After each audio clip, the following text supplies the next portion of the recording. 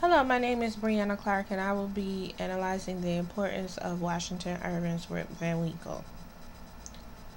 First off, I think that Washington Irving, the point he was trying to make within this whole story is don't be afraid to be yourself. Be your own person, make your own rules. And I think that's what Rip did. He wasn't afraid to be his own person. He did his own thing, which a lot of men within the village probably secretly looked up to him as a hero. And critics agreed with that by saying that Robert Ferguson, which is one of the critics, he says, and I quote, an American literary hero, an international favorite. He is describing what Rip is throughout this story. And another critic agrees with Ferguson. Her name is Sarah Wyman. And when it comes to Rip Van Winkle, she agrees by saying, and I quote, an unlikely hero. He was, despite his irresponsible behavior, his lack of work ethic, and his veiled ambivalence of revolutionary ideals. So he didn't care about what others thought of him. He didn't care about what others were doing during that time period, especially the husbands. He didn't care that most husbands in his village went to work and took care of their children. He didn't want to go to work. He didn't want to take care of his children. So you know what? He didn't. But he did help neighbors, wives throughout the community by helping them with their household chores and their children. And I think he was giving Dane a signal as to, hey, you're not treating me right, so I'm going to go to others and I'm going to help them with their daily chores, but I'm not going to help you. And he just did what he wanted to. He had a I don't care type of attitude, and this is what Washington Irving was writing about. The whole big picture. Be your own person. Do your own thing. And Rip, was constantly trying to get away from his wife's nagging, which is why he ended up in the woods, and where he took this 20-year nap.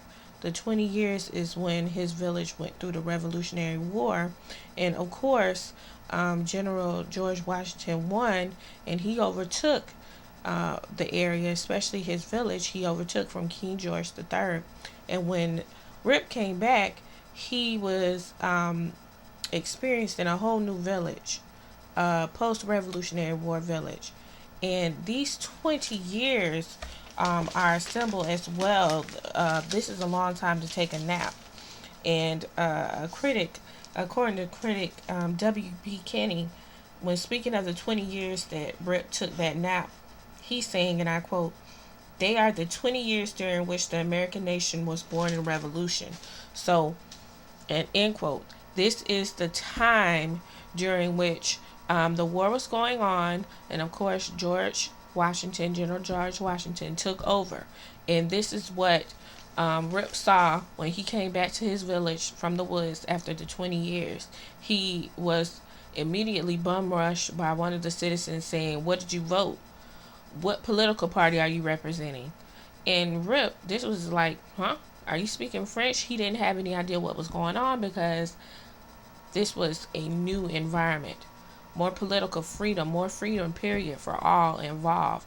And I think this is the big picture that Rip was symbolizing, according to Washington Irving. Be your own person. Have your own freedom. Do whatever you want to do. As long as you're not hurting or killing anyone, you have the right to be your own person.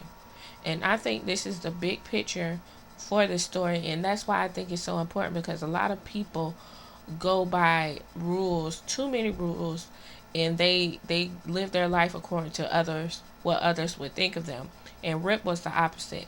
And I think Washington Irving wrote this story for the person that's too meek and too mild to speak up for themselves and to live their life that they want, not the life that their parents want, not the life that their wife will want for them, but live for yourself and be your own person. And I think that's the important message of Washington Irving's Rip Van Winkle. Thank you.